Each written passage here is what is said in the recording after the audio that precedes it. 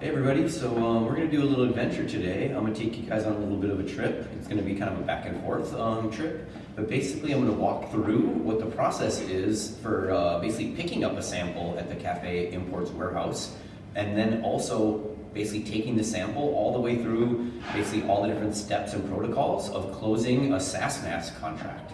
So I have a Sas Task contract for a coffee that has just arrived. There's a sample waiting for me at the Cafe Imports warehouse. So we're gonna head over there and pick it up. So all right, come on with me.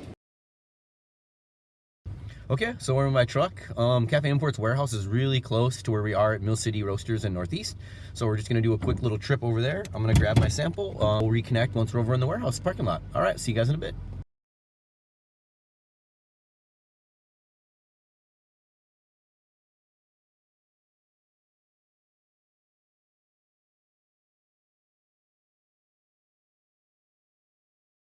All right, everybody, so now we're over here at the warehouse. So just so you guys know, you want to let Cafe know about 24 hours out that you want to pick up your sample, and then your sample should be ready for you at the warehouse. Okay, hey everybody, so now we're in the warehouse at Cafe Imports. So just take a look around.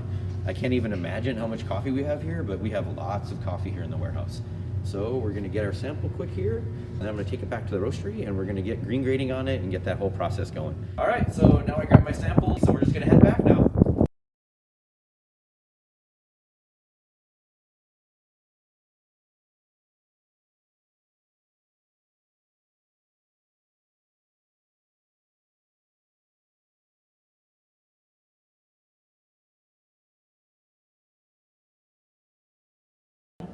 Okay everybody, so now I have my green grading station set up here. So I'm just gonna go through and green grade my sample. So I have 350 grams I've weighed out, which is the SCA spec for our green grading protocol. So I have 350 grams right here. So I'm just gonna put that out on my table.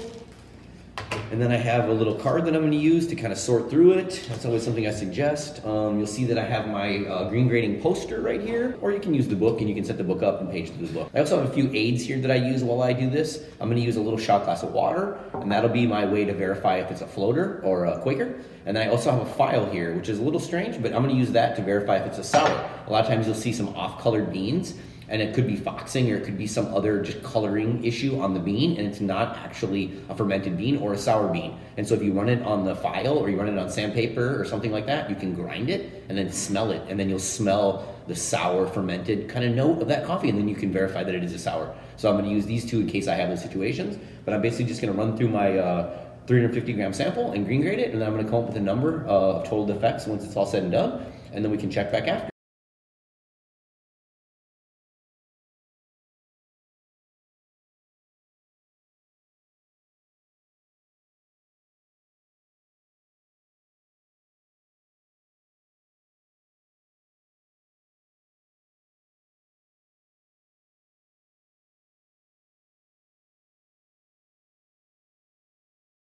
Okay, so I'm finished with my green grade and I have my green grading results. So this is a natural Colombian. I've actually never even seen a natural Colombian before. This is a new project, from my understanding, that Cafe Imports is doing with Ban Export, which is one of the larger exporters of Colombian coffee. They do a lot of work on the ground in quality improvement and things like that. Naturals aren't actually part of the specific protocol for green grading. So a lot of roasters or a lot of coffee professionals don't really put a lot of weight into the green grade of a natural. That makes a lot of sense because natural processing is quite a bit different, and there's a couple stages that you use in wash processing that actually removes defects that you don't do in naturals. So naturals tend to have more defects just because of the processing.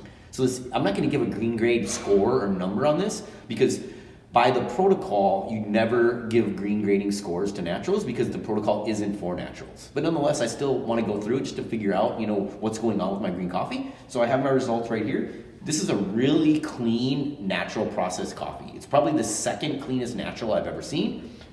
We have one partial black, which it takes 3 to make a full defect. I have 2 partial sours, which once again, it takes 3 to make a full defect.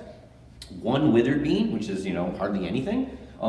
12 broken cut chip. So that would be the only defect that I actually have a full category in, 12. So I would have 2 category 2 defects of broken cut chip. Broken cut chip is hands down the number 1 green defect you see. There's a little bit of broken cut chip at the dry mill, it looks like on this one, because you only dry mill coffee, but sometimes you'll have a wet mill broken cut chip too. So that's just the nature of a broken cut chip. And there's also slight insect damage. I have 5 slight insect damage of broca beans, but it takes 10 to make 1 defect. So I only have half of a quantity of that defect. So super clean green grade. Now I'm gonna take around 190 grams and sample roast it on our 500 gram sample roaster. Okay everybody, so I have the 500 gram warming up behind me. I have my charge for this roast ready right here. I have when I do my sample roasting, we actually have a little quarter-pound bag that we sell at Mill City Roasters that actually has a little roasting grid for tracking your roast on it. So I use those for my sample roasting, and I just track my roast right on it. So I have one right here that I've already made. I put the pertinent information on there, the coffee, the P number, the date, and then I'm gonna track all my steps of this roast. Charge, green to yellow transition, first crack, and then time post crack. I have a pretty set protocol for this roast. So basically, I do a 190 gram charge, which is what I have right here. I charge the roaster for temperature, the 500 gram at 360. I immediately turn on the gas. The gas is 1.1 kPa, and I have the roast air to medium or 50 on the dial. And that's it. And that basically will hit all my markers. I'll hit green to yellow in 3 to 4 minutes.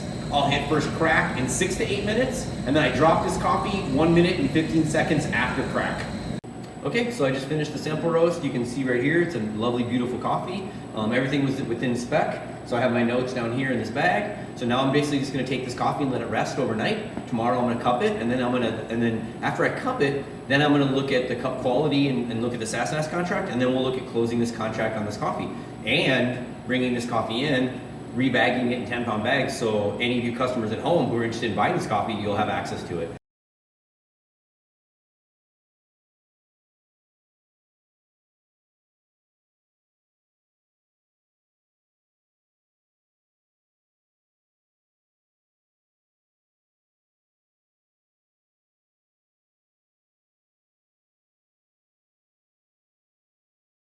All right, everybody, so I just finished the cupping, and so now I'm basically ready to complete this whole process.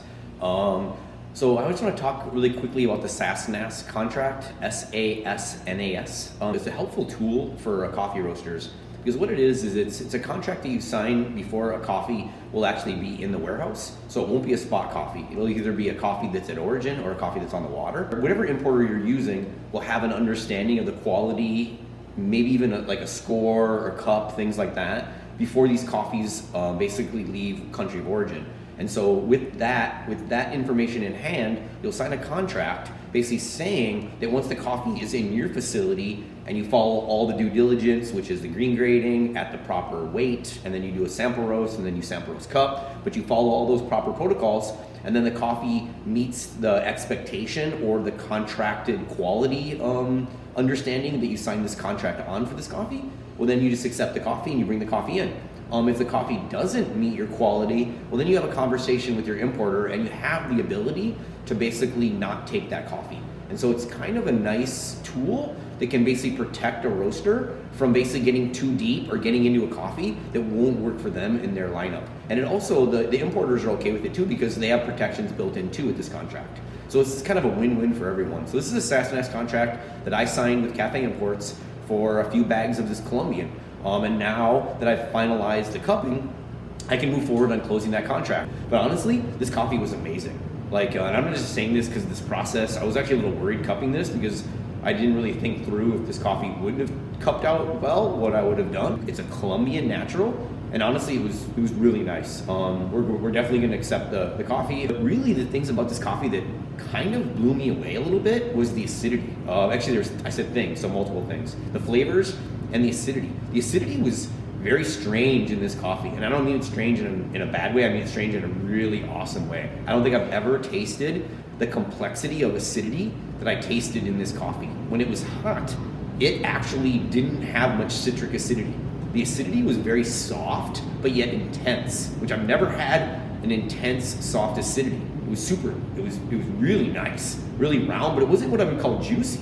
It was just complex. And so I think it was heavy. I put it down as heavy and malic and phosphoric when it was hot.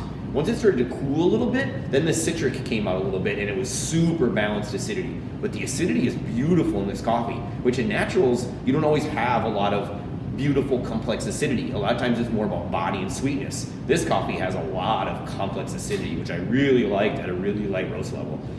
It also had mega flavor, mega complexity. I didn't really get much out of it that wasn't fruity. It was very heavy fruited coffee, but it wasn't offensive. It was very complex fruity in all different ways. So I feel like it's really appealing, and it did nub into chocolate. You know, like there was a lot of cacao nibs, a lot of cacao, and it had some milk chocolate notes. So at a more developed roast, I think you could create mega amounts of chocolate with little notes of fruit. You know what I mean? So I'm really excited about this coffee. It's one of the few coffees in my mind that I can't really see how it's going to develop.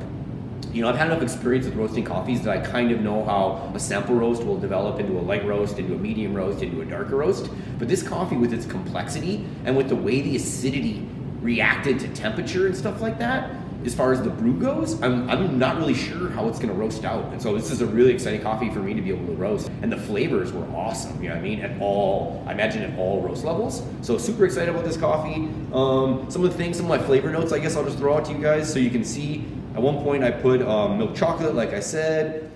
Fruity Pebbles was kind of like, when it was hot, it was very fruity pebbly.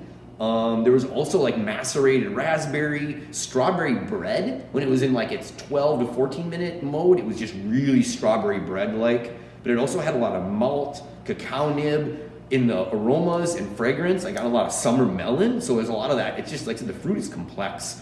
I called it Big Purple, clean, complex, balanced, fruity, sweet orange, strawberry, raspberry, and blueberry. So I think I make a joke at the company table once in a while about the commercial where, what's his name says Brasberry. I think this is truly a Brasberry coffee.